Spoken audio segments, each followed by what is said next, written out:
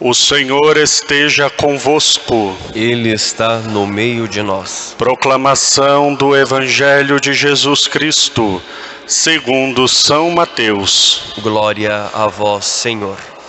Naquele tempo, tomou Jesus a palavra e disse: Vinde a mim todos vós que estáis cansados e fatigados sob o peso dos vossos fardos, e eu vos darei descanso. Tomai sobre vós o meu jugo e aprendei de mim, porque sou manso e humilde de coração, e vós encontrareis descanso, pois o meu jugo é suave e o meu fardo é leve. Palavra da salvação. Glória a vós, Senhor.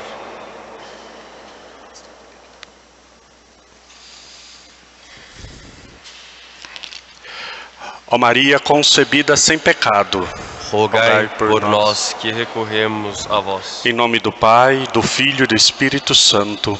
Amém. Amém.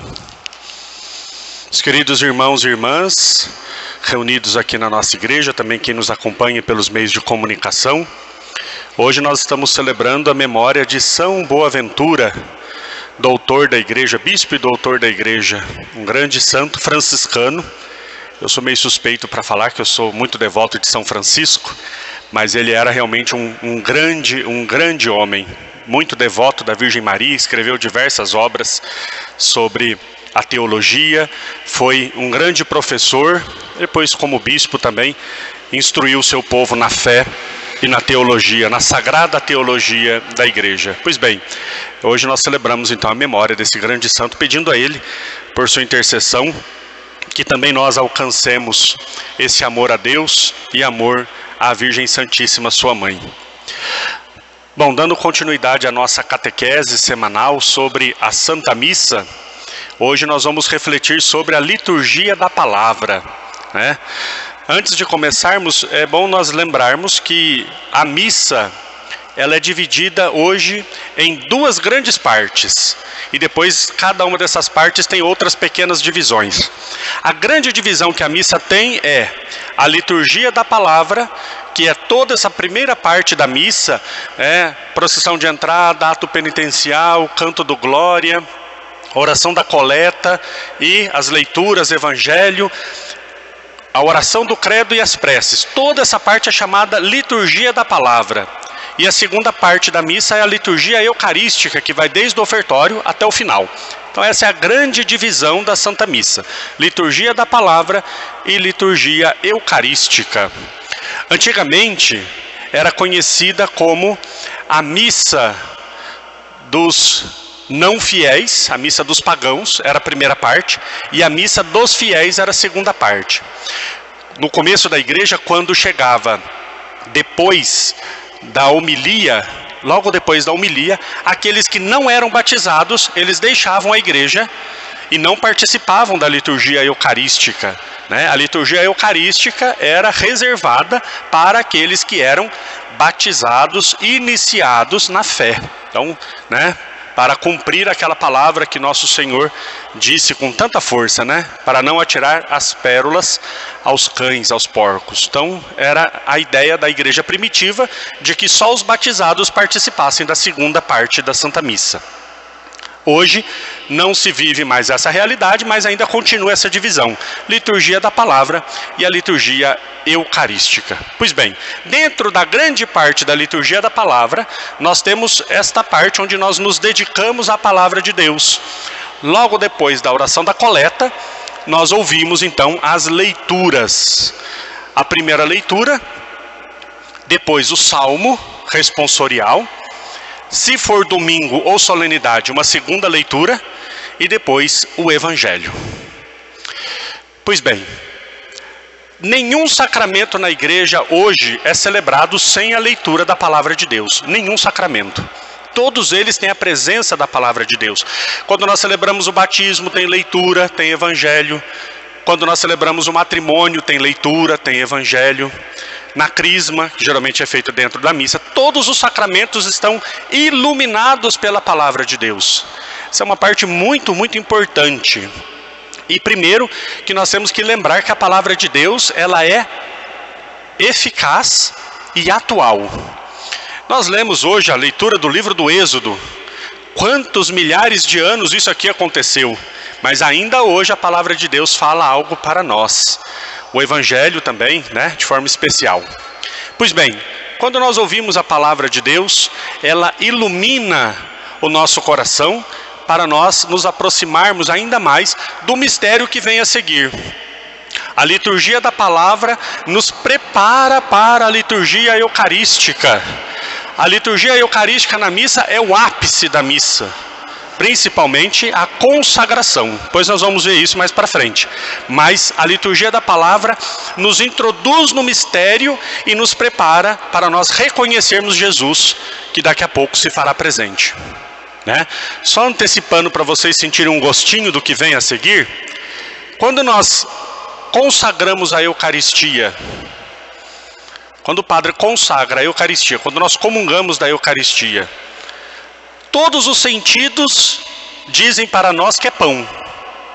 Tem gosto de pão, tem cheiro de pão, tem aparência de pão, tem textura de pão. Só um sentido nos diz que é Jesus Cristo. E sabe qual é esse sentido? A audição. Porque Jesus disse, isto é o meu corpo. E quando o padre consagra, vocês ouvem eu dizendo, isto é o meu corpo. É a audição e a fé que me diz que é Jesus na Eucaristia. E essa audição começa a ser treinada a escutar Deus, ouvindo a palavra de Deus. Então, a liturgia da palavra é muito importante. Ouvirmos a palavra de Deus, abrirmos os ouvidos. Ouve, ó Israel, o Senhor teu Deus é o único Deus, amarás o Senhor teu Deus com todo o teu coração. O primeiro mandamento de Deus é esse, ouve, ouve, ó Israel. Pois bem, a leitura da missa, aqui é polêmico, mas é importante, tá? Existe uma diferença muito grande, vejam bem, uma diferença muito grande entre a leitura e o Evangelho. Existe uma diferença enorme, enorme, entre a leitura e o Evangelho. O Evangelho é a parte mais importante da liturgia da palavra. Quando nós fazemos uma leitura, é leitura do livro do Êxodo. Está escrito aqui no lecionário, leitura do livro do Êxodo. Quando nós escutamos a leitura do livro do Êxodo, nós estamos sentados. Sentados. Quem faz a leitura pode ser o padre. Tem gente que se espanta, né, quando vê o padre fazendo leitura. Esses dias eu fiz os salmos, as pessoas ficaram espantadas. Nossa, mas o padre fazendo o salmo, posso fazer também tranquilamente. Até o Concílio Vaticano II era o padre que fazia a leitura, era o padre que fazia o salmo. Não tem problema nenhum, viu? Se não tiver um leigo para fazer a leitura, o padre pode fazer. Mas o leigo também pode fazer a leitura, certo? Então quem faz a leitura pode ser um leigo e pode ser o padre. O salmo a mesma coisa, né? Pode ser o padre ou pode ser o leigo. O Evangelho não. O Evangelho nós proclamamos. Proclamação do Evangelho de nosso Senhor Jesus Cristo. Uma coisa é leitura, outra coisa é proclamação do Evangelho. São duas coisas completamente diferentes. E se eu misturo essas duas coisas, eu não entendi nada do que é missa, não entendi nada do que é a liturgia da palavra. Por quê? Porque o Evangelho é Jesus falando, pessoalmente. Então quem pode proclamar o Evangelho? O bispo, o padre ou o diácono. Preferencialmente o diácono. Se tem um diácono na missa, pode ser o Papa que esteja celebrando a missa, mas quem proclama o Evangelho é o diácono, porque é a primeira função dele.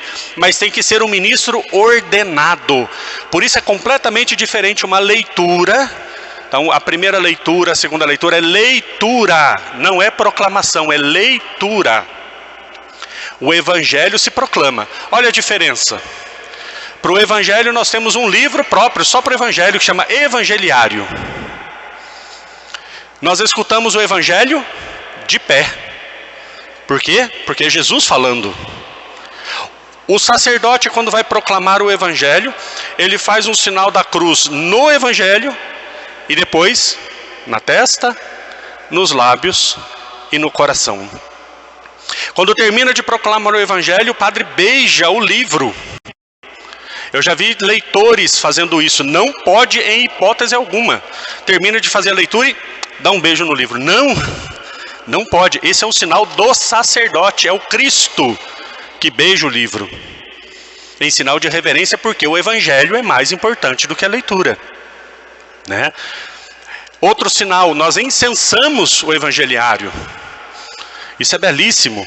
Outro sinal, no começo da missa, quando se usa o evangeliário numa missa solene, ele entra em procissão. Entra na procissão e fica no altar.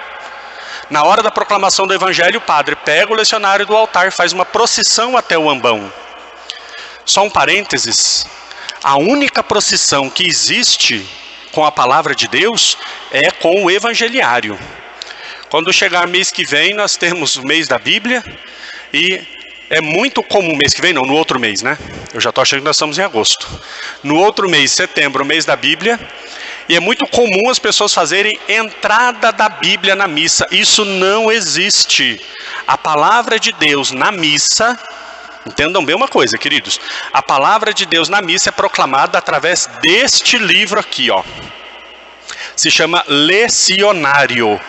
Lecionário, é este livro aqui. Na missa nós temos 2 livros que nós usamos. Lecionário para a palavra de Deus. E para o padre rezar a missa tem um livro chamado Missal. São os 2 livros que nós usamos na Santa Missa. Tem um livrinho que alguns de vocês usam, algumas pessoas costumam usar, que é aquela liturgia diária, certo? Esse livrinho não pode ser usado na missa. Não é o livro de se usar na missa. Esse livrinho algumas pessoas usam em casa, usa para qualquer outra coisa. Mas o livro da missa são esses aqui. Nem a Bíblia se usa durante a Santa Missa. Nós não usamos a Bíblia para ler. Nós temos um livro litúrgico chamado Lecionário. Lecionário, certo? E é ele que nós entramos então. Então tem a procissão com o evangeliário. Vejam que riqueza a liturgia da palavra. Logo depois, então, que o padre proclama o evangelho, ele faz a homilia. A homilia, ela deve conter 3 aspectos. Ela tem 3 finalidades. Primeira coisa que a homilia deve fazer. A homilia é a explicação da palavra de Deus. A homilia explica a palavra de Deus. Eu disse numa outra missa, e é muito importante que nós tenhamos isso muito claro. Tem algumas pessoas que medem, entre aspas, né, a missa pela homilia. Está errado. Né? Eu chego em casa, a pessoa pergunta, como é que foi a missa? A missa foi ótima, a homilia foi boa. Ou a missa não foi boa, porque a homilia não foi boa. A homilia do padre é a parte menos importante. É a parte menos importante. Menos importante. Né? A homilia simplesmente explica a palavra de Deus e pronto. Né? Há um tempo atrás, por exemplo, durante a semana, tinha missas que o padre não fazia homilia. Eu já fiz muitas vezes isso. Né? O mais importante é a palavra de Deus. Quando nós terminamos de proclamar o evangelho, nós dizemos palavra da salvação. Essa palavra salva, a minha não. Né? Então a homilia tem que explicar a palavra de Deus, ou a homilia pode ajudar na introdução dos mistérios celebrados, que é exatamente o que nós estamos fazendo nessas quintas-feiras, quando o padre explica as partes da missa, explica algum aspecto da fé, ou quando, em casos muito raros, o padre pode usar da homilia para orientar a comunidade em algum aspecto que seja necessário. Esses são os pontos que o padre deve abranger na homilia. Homilia não é lugar de falar de política, homilia não é lugar de falar de nada que não seja a palavra de Deus. Né? Homilia é para esses aspectos. Pois bem, depois que termina a homilia, nós rezamos o credo. Nós rezamos o creio. Quando eu era criança, eu falava o credo, eu achava uma palavra tão estranha, porque muitas vezes parece para nós, né, uma palavra de desdém, né? Ai, credo. Credo significa creio, né? Então nós rezamos o símbolo apostólico. O símbolo apostólico. Rezamos todos os elementos da nossa fé. Creio em Deus Pai Todo-Poderoso, Criador do céu e da terra, e em Jesus Cristo. Né? O que significa o símbolo da fé? Isso é muito importante para nós. Quando o imperador saía para guerrear com outros povos, e ele enviava o seu general para guerrear no seu nome, o general saía e ia para a guerra. Quando ele estava saindo, eles pegavam um material, um pedaço de madeira, quebravam aquele pedaço ao meio. Metade daquele pedaço ficava com o general e a outra metade ficava com o imperador. O general ia para a guerra. Quando ele estava na guerra, o imperador mandava um mensageiro dizer que era para eles mudarem o rumo da expedição. E aí o general falava: como é que eu sei que isso é uma ordem do imperador? Quando o imperador mandava aquela segunda metade da madeira que foi quebrada para o general. E quando eles encaixavam, era perfeitamente encaixado, uma peça só. Então o general sabia que a mensagem era do imperador.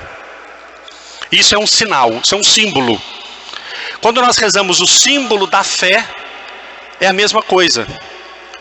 Para nós sabermos que somos cristãos, todos nós professamos a mesma fé em todos os lugares do mundo todo. Na igreja primitiva, quando era proibido as pessoas serem cristãs e eles celebravam a missa escondidos, quando chegava uma pessoa de um outro lugar, por exemplo, e queria participar da Eucaristia e dizer: eu sou cristão, o que o bispo fazia? Então reze o símbolo da fé. E ele rezava tudinho: creio em Deus Pai Todo-Poderoso, Criador do céu e da terra. Quando o bispo via que era perfeitamente coerente a fé dele com a fé católica, ele podia participar da missa. Então, quando nós nos levantamos na missa dominical e rezamos o nosso símbolo de fé, ali é muito, muito, muito importante nós prestarmos atenção no que nós estamos falando. Nós estamos dizendo cada um dos pontos que nós acreditamos. Ah, eu não concordo com o Papa, eu não acredito no Papa, não sei o que. Fala um monte de besteira e no domingo reza: creio na Santa Igreja. Ué, está falando da boca para fora. Não, ali nós colocamos todos os elementos que nós acreditamos da fé católica. E depois do credo, então, como eu dizia, na igreja primitiva, antes de começar o credo, os que não eram batizados eram colocados para fora da igreja. O diácono levantava e dizia: não católicos fora da igreja. E eles saíam e as portas eram fechadas. Por quê? Porque o mistério da presença de Jesus não era oferecido àqueles que não acreditavam. Era só para os fiéis iniciados. Pois bem, hoje, como eu disse, isso não é mais dessa forma, mas ao mesmo tempo, nós que somos católicos, precisamos entender que depois desse momento, a missa começa a entrar numa dimensão que só é compreensível pela fé. A partir desse momento, a missa só é compreensível pela fé. E se nós não tivermos esses elementos, nós podemos até estar sentados nos bancos, nós podemos até comungar Jesus, mas nós não estamos membros ligados ao corpo de Cristo. É pela fé. E depois, nos domingos também, nós temos a oração universal, também chamada oração dos fiéis. É muito importante nós nos atentarmos para não fazermos orações vazias. A oração, ela nunca pode ser limitada à minha comunidade, à minha pessoa e aos meus problemas e às minhas necessidades. É sempre universal. Ah, eu quero rezar, queremos te pedir, Deus, pela nossa paróquia, para que os membros do nosso apostolado sejam fiéis. A oração, ela é universal, pede por toda a igreja do mundo todo, por todas as pessoas do mundo todo. Ah, tem um membro muito antigo da minha comunidade que está doente no hospital, nós queremos pedir pela saúde dessa pessoa. Não pode? Pode. Reze por todos os doentes do mundo todo, inclusive essa pessoa. Entenderam? Ah, eu quero rezar pelo meu irmão que morreu. Não pode? Pode. Na oração eucarística o padre reza por todos os que morreram. Todos é todos, né? Mas não pode falar o nome? Pode, mas desde que seja dentro da universalidade do pedido e da fé. Nós celebramos uma missa universal, não é uma missa limitada. Não é a missa da paróquia Santana, não é a missa da Catedral Santana. Nós estamos celebrando na catedral a missa universal. Então nós rezamos por todas as necessidades do mundo todo. Quando rezamos pela igreja, começamos a falar do Papa. Pronto, já abrangeu a igreja do mundo todo, tá bom? Então, com as preces, com a oração universal, encerra-se a liturgia da palavra, tá? É muito importante nós nos atentarmos o quanto a palavra de Deus deve iluminar os nossos corações, deve iluminar para que nós possamos adentrar ao mistério do altar com o nosso coração aberto àquilo que Deus espera de nós.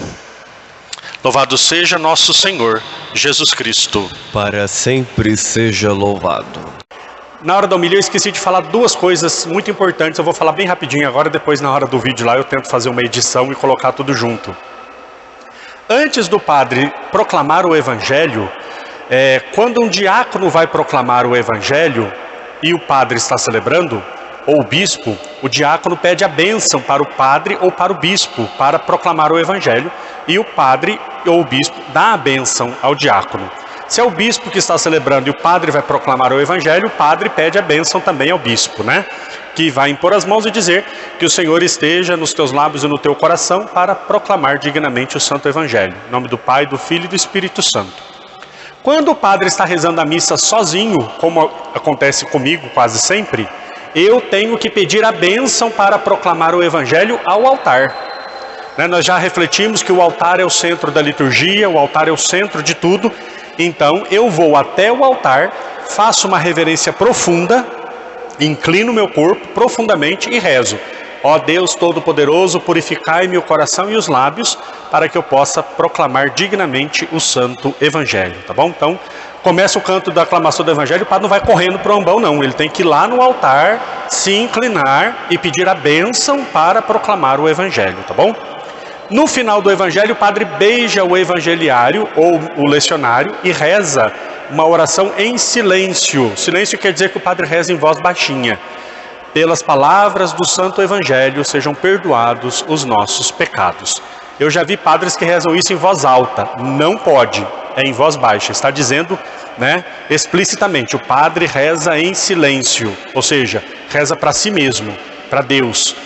Pelas palavras do santo evangelho sejam perdoados os nossos pecados. Olha a força do evangelho, perdoa os pecados, Por isso é o centro da liturgia da palavra, tá bom?